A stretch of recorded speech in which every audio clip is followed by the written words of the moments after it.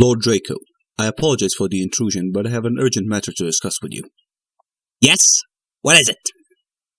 As you're well aware, I took upon myself the task of repairing Deus Ex Revision. Unfortunately, my endeavors were fruitless. Did you try reinstalling it? Yes, sir, I did.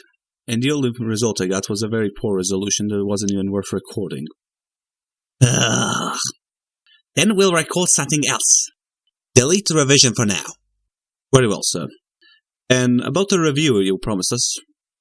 What do you think this video is for? I see. Don't mind me then, sir. I won't. Now where was I? Oh yes. Welcome, humans. Welcome to our first review. Tonight, we will take a look at the PC gaming masterpiece known as Deus Ex, and its less than stellar reskin. Now don't get me wrong, I think Revision is a welcome update to a 15-year-old game. Everything about this mod oozes with love and respect the developers had for the original game. But love and respect aren't everything in game development, so let's take a look at how much effort did they put in their work, shall we? Those more observant among you will notice the texture quality has been improved greatly. Every weapon, NPC, and object you interact with in the game looks and feels like a real thing. Don't forget to mention the sound design, sir. What's there to mention? It's intact. I know, sir, and that's the best part. You only played it for the music? Not exactly, sir. I just wanted to ease you up into some other changes the developers made. The good ones or the bad ones? It depends on how you define good or bad, sir. I thought you liked the challenge of the new gameplay types. Oh yes, sir. I love cutting my inventory in half and playing with disabled augmentations. Or throwing all my weapons away and playing with only augmentations. So many options. Thank you, Costa Creative. Thank you. Redmond, you do realize we're still on the air, right? Oh, pardon my manners, sir. And here I thought you were emotionless. Oh! It was just a figment of your imagination, sir. A very painful imagination, it seems. Please focus on the topic at hand, sir. Got it. As Redmond already mentioned, there are 3 modes of play. But those modes can be customized with their own rule sets, so each playthrough feels unique and new. For example, you can put a bomb in yourself that will go off if you're spotted. Which will happen pretty often. More often than you think, sir. How come?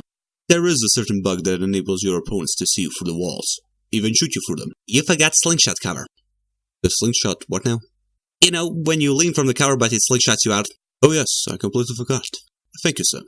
And let's not forget the missing items that fall through the map each time you drop them. Are the enemies that can go from this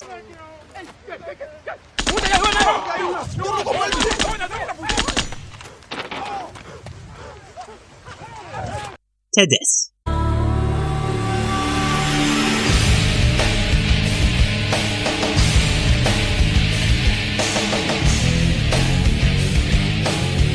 How many times did you die? I lost count. Anyway, the game isn't just a buggy mess we just listed. The controls are still solid and can be easily rebinded in the options menu. The feeling of cyberpunk dystopia is still present, and my curiosity is always rewarded. Every NPC you encounter usually has something useful to give you, be it information or items. There is always a secondary solution to a problem. For example, you might overhear guards discussing about their leader, or the back door, or a stash of creds they hid somewhere nearby. Did they find the shipment? Yeah, we got the whole supply. You can see the ship's lights crossing the bay. Guess y'all were right. So why aren't we pulling out? Mike's on the horn. Jojo wants a lead on the distribution network. Hell, we don't have enough men to protect what we've got. That's what Jojo wants. I wonder, how does a guy with a tattooed forehead get to be an NSF colonel? Pardon me, but back in Alabama, we wouldn't let a man who wears earrings plan a military operation. I'd watch what I say about Jojo. He's got a temper. He's a punk and he's gonna get us all killed. The NSF is strong because it represents everyone's interests. Yeah. But you can always go in like Rambo and explore after you're finished with your escapades. This game will not hold your hand, and it will gladly bring the hammer down when you screw up.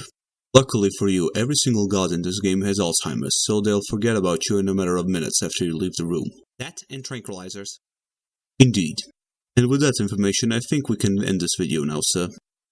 Shouldn't we mention the story? Or at least the basic premise of it? Oh, good lord. If you insist, sir. But please make it quick, our audience is already annoyed. Basically, you're a bioengineered superweapon known as JC Denton. A pair of sunglasses attached to a human with a very bad fashion sense. From the very first day you were put on, you were trained to become the ultimate superweapon. And now, the time has come for you to prove yourself. Discover the truth the corporation kept away from you for so long and expose them for the liars they are. That's not the premise of the game. What do you mean? Well, sir, it sounds more like an infomercial on the back of the box.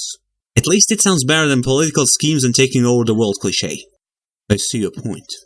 Do you have something you wish to say before we end this episode, sir? Yes. While the game has certain problems, there is an undeniable charm to it that makes me want to play it again and again. Unfortunately, it isn't compatible with Windows 10, but nonetheless, Caustic Creative did a phenomenal job at recreating this PC classic. And by adding new modes and maps, they show their love for the game. A love that serves to prove how powerful the community for this game is. Even after a decade, Deus Ex is still my lord. Yes? Hey, where is everybody?